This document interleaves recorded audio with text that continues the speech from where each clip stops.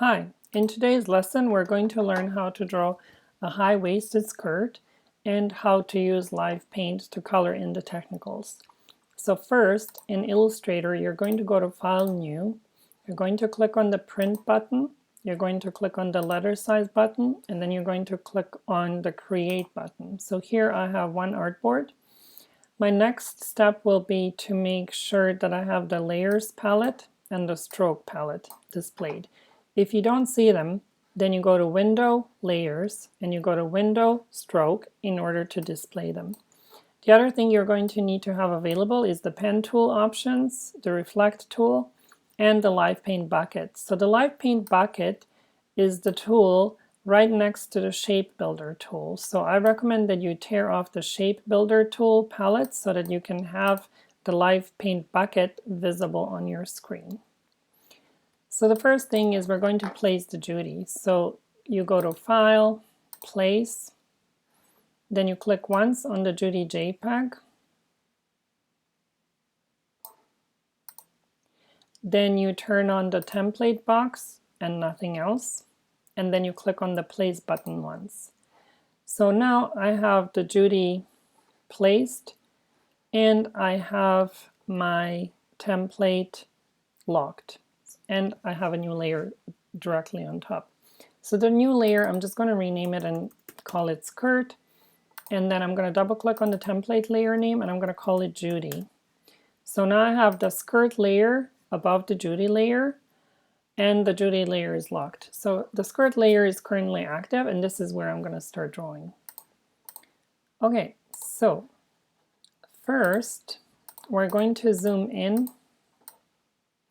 and select no fill and black stroke. So no fill and black stroke is what I normally do for technical drawings, and 1 point. So this is a high-waisted skirt. So I'm going to follow the dashed line, which you can see on the natural waist level of the Judy, which is this line here. And I'm going to be using corner points and curved points as usual. However, this time I'm going to draw curved points from scratch, which will make you a lot faster. Previously, we have drawn corner points everywhere, and then we've turned some of the corner points into the curved points using the anchor point tool. So this is doable, but it makes you slow. So this time we're going to just create curved points as we go. So first, you're going to select no fill, black stroke, and 1 point. Then you're going to click on the pen tool, and then we're going to create 3 points, which will be your side seam. So the first point will be the corner point, and it'll be right on the side, lining up with the dashed line for the waist. So here's the first click. My next point is going to be a click and drag, and it's going to be at her hip level, which is where the Judy is at her widest point. So here I'm going to click and drag going down, and I'm just going to keep my handles pretty straight, but don't drag too much. So once you're happy with the preview, you can then let go. So right now I like the preview, I like the shape of the hip, and so now I can let go of dragging. And so here's my curved point. My last point will be a corner point. So I will just click to create the hem point. So Command click to deselect. So now if you look at your skirt, you can see you've got one corner point on top, one corner point on the bottom, and you've got one curved point on her hip. If you're not happy with the shape of the side seam, you can move the points using the white arrow, or you can move the handles using the white arrow. So what I'll do is I'll just maybe re-angle this handle a bit more so I can get a smoother hip line. You can also turn off the visibility of the Judy, which will allow you to see what your hip line looks like. And so right now I think I'm happy with the shape of my hip line, and so I can create the dart next. Before I go, I will just go and make sure that my Smart Guides are turned on. So if you go to View, Smart Guides, you should have the check line next to it, meaning it's turned on. So the Smart Guides are going to help me align the button in the buttonhole and some of the lines that need to match up. So I'm going to click on the line segment tool, and now I can see the purple Smart Guide shows up once I have aligned my mouse with the top edge of the side seam. So this indicates where I should start the dart so that the points will line up. So it's right here. I'm going to click and drag, going down with the line segment tool to create a straight segment, and then I will let go. So here's my dart, and these two top points line up because I've followed Smart Guides. I also am following the dashed line on her body in order to place the dart in the correct spot. Next, I just have to copy and paste this to the other side. So I'm going to use the black arrow. I will click and drag around the short and the long line. I will click once on the reflect tool. I will press down Alt Option key and click once on the center front of the Judy. When the dialog box comes up, you're going to click on vertical and then you're going to click on copy. So this allows me to create the other side. At this point, I can just join the bottom 2 points. So I'm going to use the white arrow. I will click and drag a selection box around the bottom 2 points, and then I can hit Command J to join them, or I can go to right click, join. Okay, so Command J to join them. The top part is going to be done using a rectangle tool. So I'm going to go select rectangle tool. It's okay, you don't have to put fill in it, but using the rectangle tool, I'm going to click and drag going up. So I've started in the bottom left corner and I'm dragging up now on the right side. So here's just a simple rectangle, and that's all you need to finish the drawing. Make sure that you don't make this rectangle too wide, because in real life a straight waistband would only go as 2.5 centimeters. Otherwise it would have to be shaped. So right now I can zoom out and see if I like my proportions. So I think this is good. So I can use the black arrow, drag a selection box around everything, and then I can go to right click group, or I can go to Control G in order to group the pieces. Next, I'm just going to go to Edit, Copy, Edit, Paste, and I'm doing that in the same layer. If you prefer, you can make a separate layer for your back. It doesn't really matter. So I'm going to just paste, and this is now my back view here.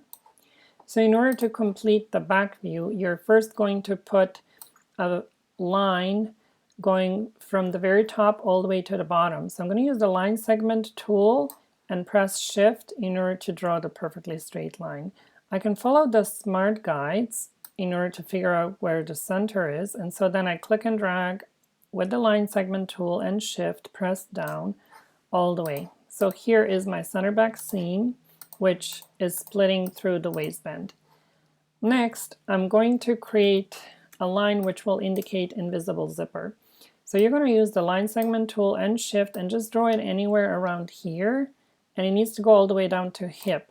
Once you're done, you're going to use 2-point thickness, and then using the black arrow and the key and the arrow key on your keyboard, you're going to make a move over like that, and now you're done. So this can be just on the side, or it can be centered.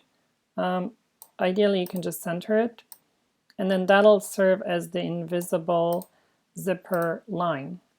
So this line, you just want to make sure that it stops at the waistband, because we're going to be drawing a button there.